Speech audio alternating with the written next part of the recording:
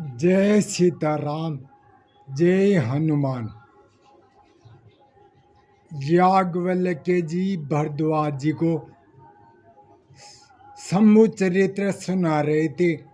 तो जैसे ही शिव जी और पार्वती जी का विवाह हुआ तो याज्ञवल्क्य जी ने बोला कि उमापति महादेव की जय हो।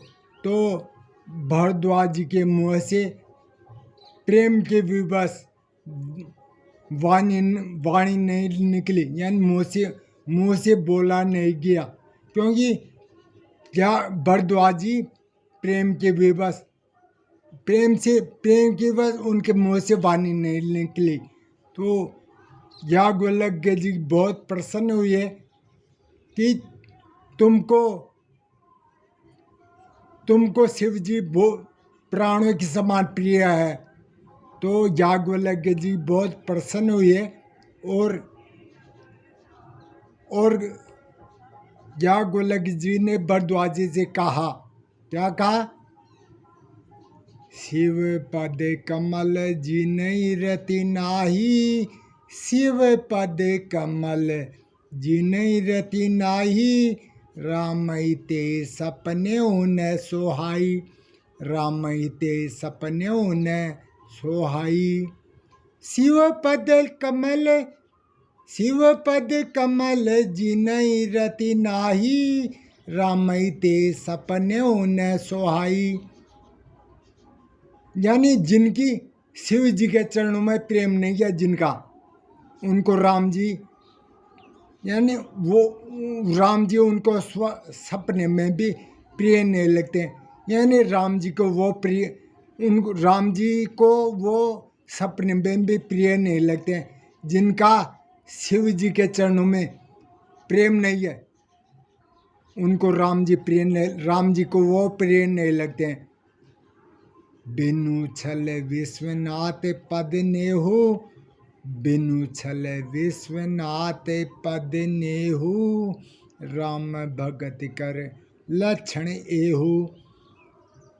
बिनु छल विश्वनाथ पद नेहु, राम भगत कर लक्षण एहु। यानी जिनका शिव जी के चरणों में बिना छल निष्कपट प्रेम हो, यही राम भगत का लक्षण है। यानी शिव जी के चरणों में निष्कपट प्रेम।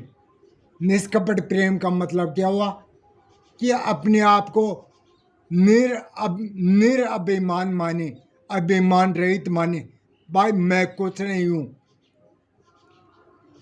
अपने को बिल्कुल अभिमान रहित माने और सब कुछ भगवान का ही है, ऐसा माने। निष्कपट शिव जी के चरणों में निष्कपट प्रेम होना ही ये राम भगत का पहला लक्षण है। क्योंकि शिव सम को रघुपति व्रत धारी, बिनु अगत जी सती आसी नारी। शिव सम को रघुपति व्रत धारी, बिनु अगत जी सती आसी नारी।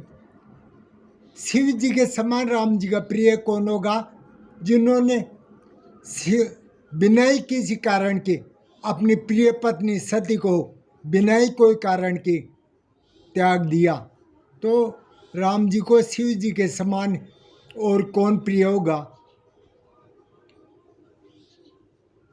पन्नु करी रघुपति भक्ति देखाई, पन्नु करी रघुपति भक्ति देखाई, को शिव सम रामई प्रिय भाई, को शिव सम रामई प्रिय भाई। यानी शिव जी ने पन करके प्रतिज्ञा कौन सी? सत्य का त्याग कर दिया। ये प्रतिज्ञा करके बता दिया कि मैं राम जी का सबसे प्रिय हूँ। तो शिव जी ने बता दिया पन करके, प्रतिज्ञा करके कि राम जी का मैं बहुत प्रिय हूँ। इसलिए शिव जी के चरणों में, शिव जी के चरणों में निष्कपट प्रेम होना ही ये राम भगत का लक्षण है। पहला लक्षण है। राम जी यदि शंकर के चरणों में प्रेम नहीं है ना, तो उनको राम जी की भक्ति नहीं मिल सकती है, क्योंकि राम जी को वो बिल्कुल भी प्रिय नहीं लगते हैं जिनका शंकर के चरणों में प्रीति नहीं है, जिनके मन में शंकर की भक्ति नहीं है, कुछ भी नहीं है, तो वो राम जी की कृपा नहीं पा सकते। इसलिए सबसे पहले शंकर के चरणों में प्रेम करना सीखो। शंकर की कृपा पाने के लिए शंकर की आराधना करो, शंकर की पूजा करो। शंकर की पूजा करो, कैसे करो? निष्कपट, बिना छल। मेरे पास कुछ नहीं है, सब कुछ भगवान का ही है, बस मेरा कुछ नहीं है।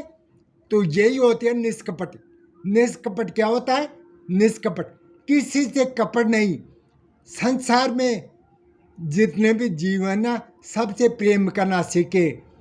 जो कुछ है जो भगवान का है, मेरा कुछ नहीं है। तो ऐसा ही भगवान उसी को प्रिय लगते हैं जो अपने आप को कुछ नहीं मानता, सब कुछ भगवान का ही है, बस। तो राम की कृपा पाने के लिए, राम जी की भक्ति पाने के लिए सबसे पहले शंकर की कृपा शंकर की कृपा पानी होती है। तो इसलिए शंकर के चरणों में प्रेम करो। और शंकर को सबसे प्रिय क्या है? राम जी का नाम, और राम जी सबसे प्रिय है।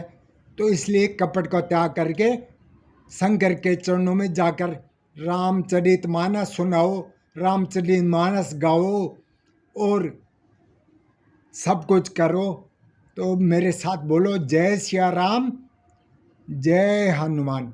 जय सिया राम, जय हनुमान। सियावर रामचंद्र भगवान की जय हो। उमापति महादेव की जय हो।